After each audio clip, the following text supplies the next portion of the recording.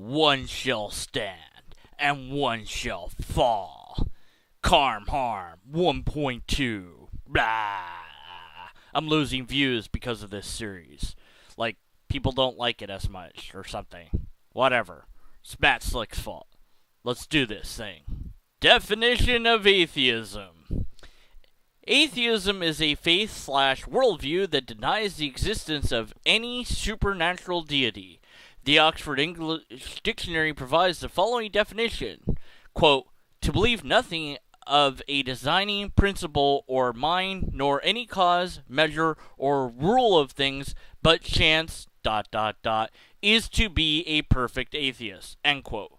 Broken down, no, and theism, God, simply means no God. Although the word itself and its meaning is certainly straightforward, there are a wide range of philosophical complications and issues that must be addressed and clarifications that need to be made where atheism is concerned. It's all Matt Slick's fault. No, we're past that game show already. But yes, this is the third time atheism has been defined. It's not at all the same as Christian terms atheists should be aware of definition and or atheism in the terms and definitions. It's totally different again. But wait, there's more. It gets better. Because this definition is not from Oxford English Dictionary. This, according to Google at any rate, comes from a book, Shaftesbury, I can't pronounce his name, it's on the screen now, Characteristics of Men, Manners, Opinion, Times. It was published in 1999. That's where this phrase comes from, at least according to Google. By the way, if you go to Oxford English Dictionary's website, oed.com, and look up atheism, it says disbelief in or denial of the existence of a god. I would add or gods, but that's what they say. So, outright lie. Ding nabbit. Alright, so to quickly recap, we had two straw men. Atheism is neither a faith nor is it a worldview. And then we have an outright lie that this definition came from Oxford English Dictionary.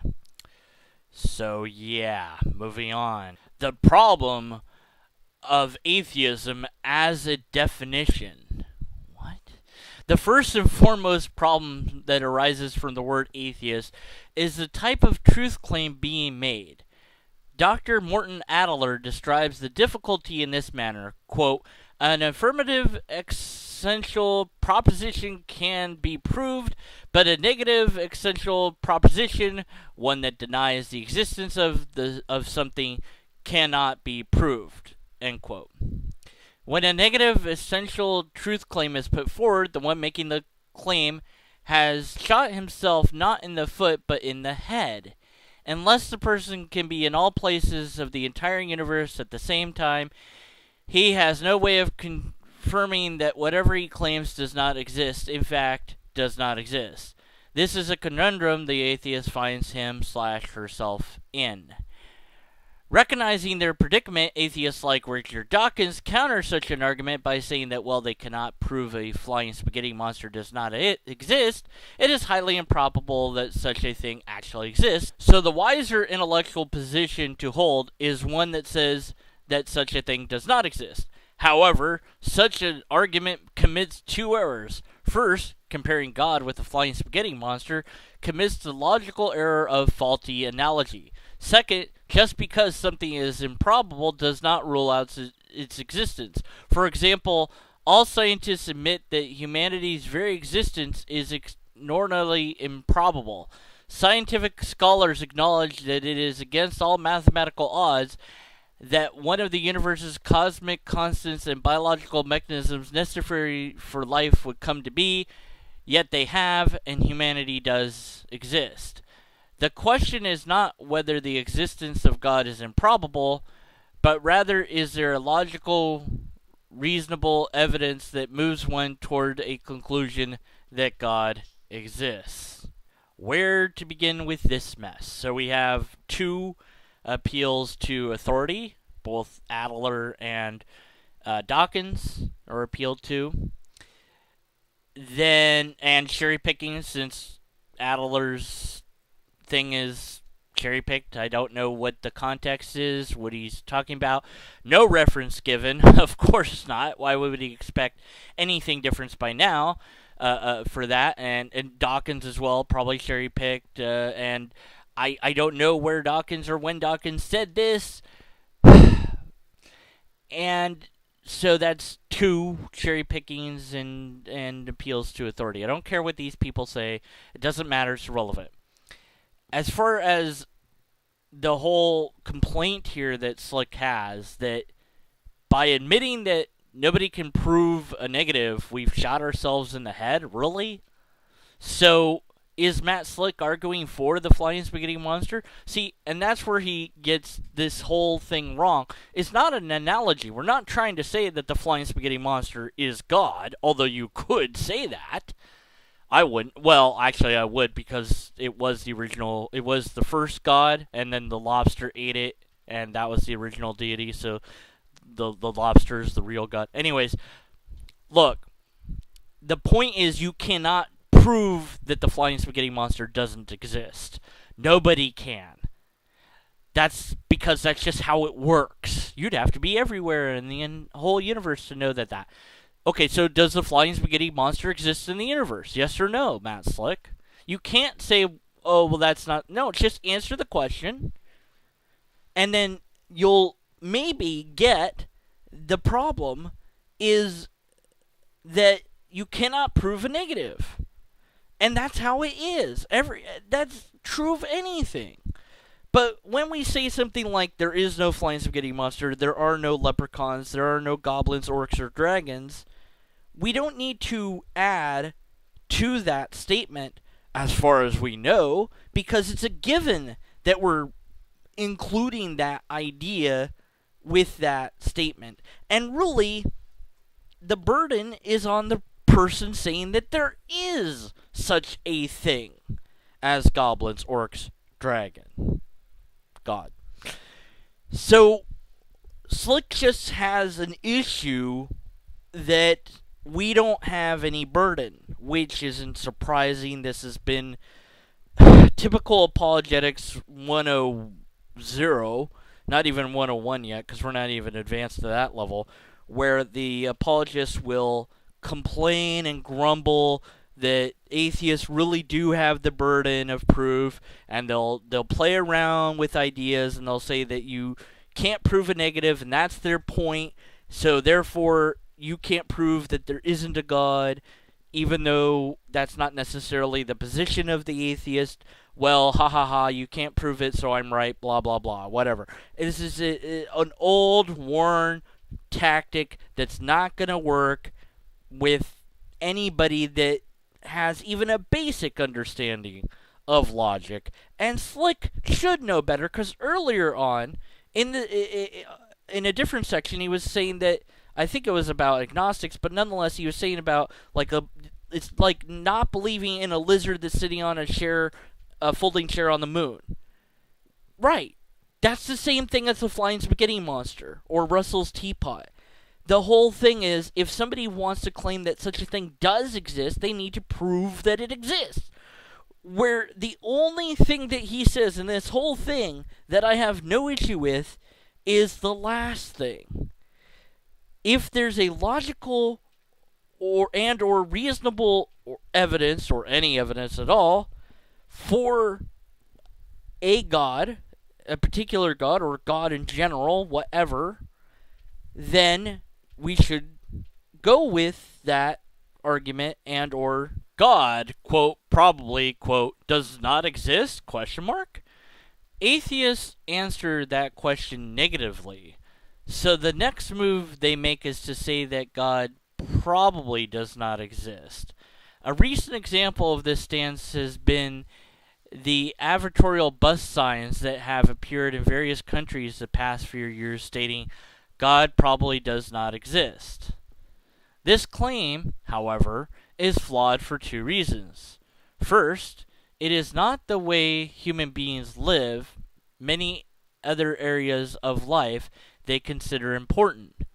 Few would eat a meal labeled probably not poison, and less would board a plane marked probably safe to fly.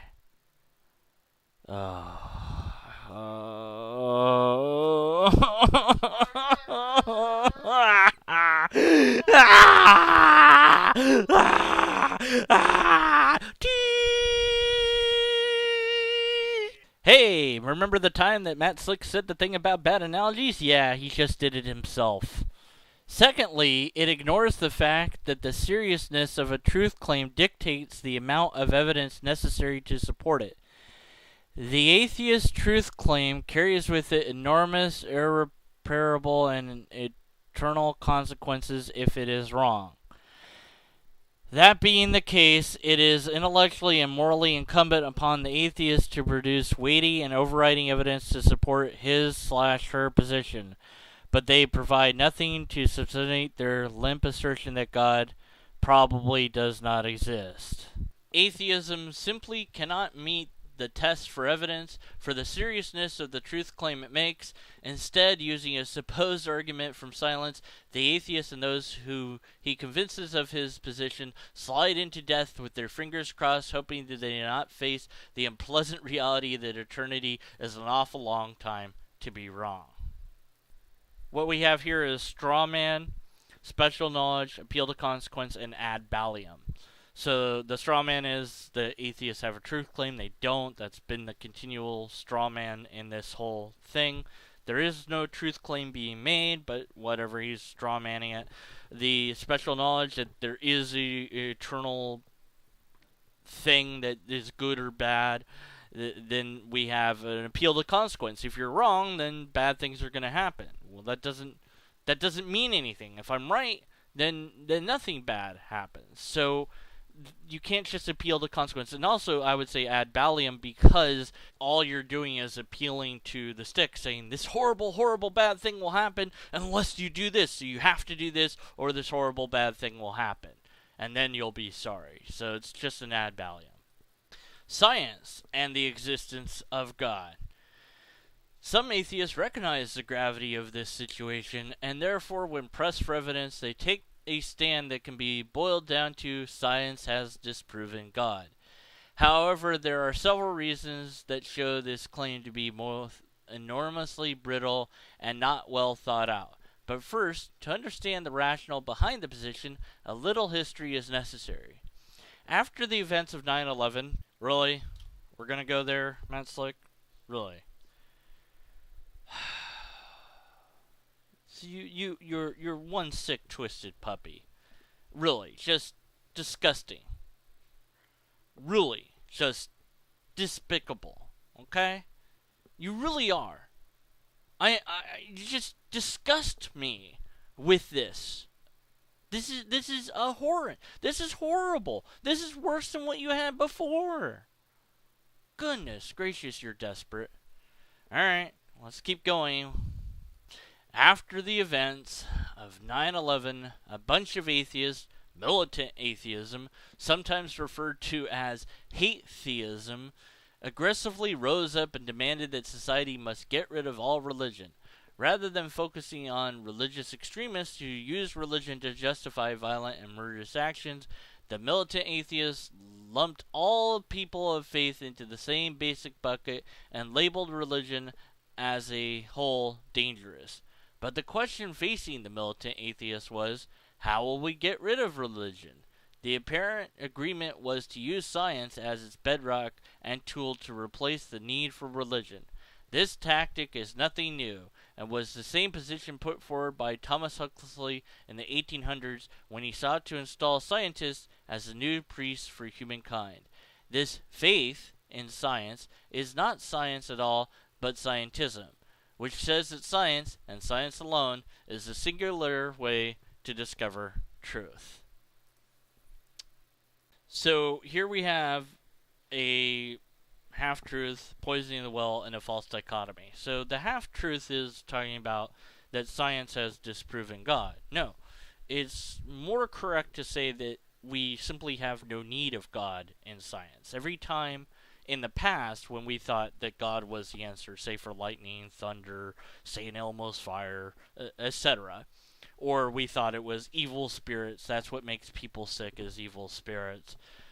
Things like this. Anything that we used to think was the supernatural, we now know better, and we no longer need these as explanations because we know that viruses and bacteria, what we know what they are, we know how to get rid of them, we know how to avoid them, etc.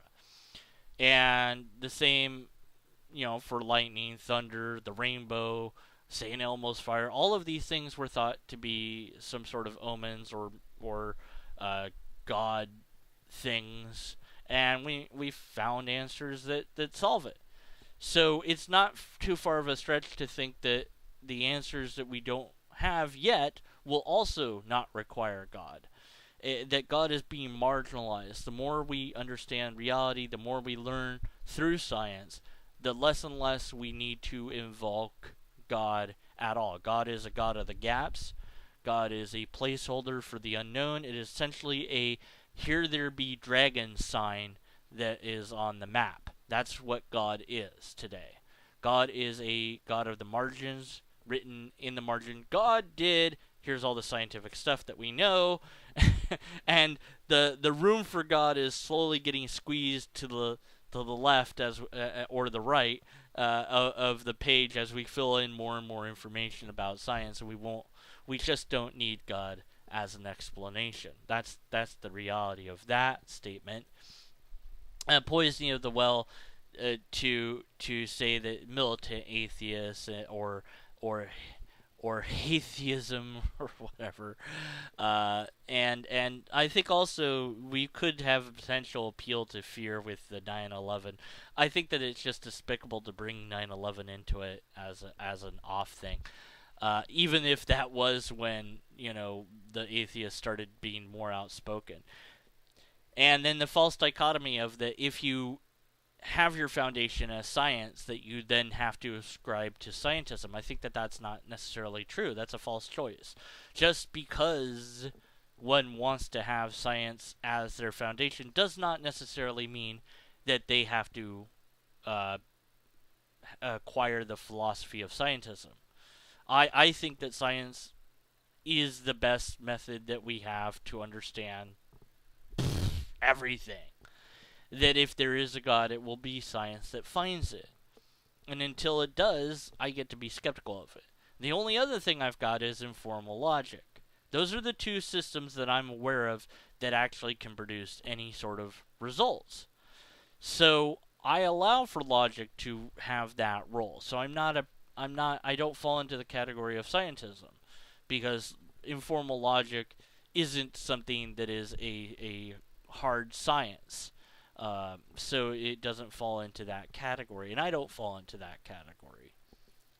Alright, it's time to pack it in. Part 2, look forward to it or don't.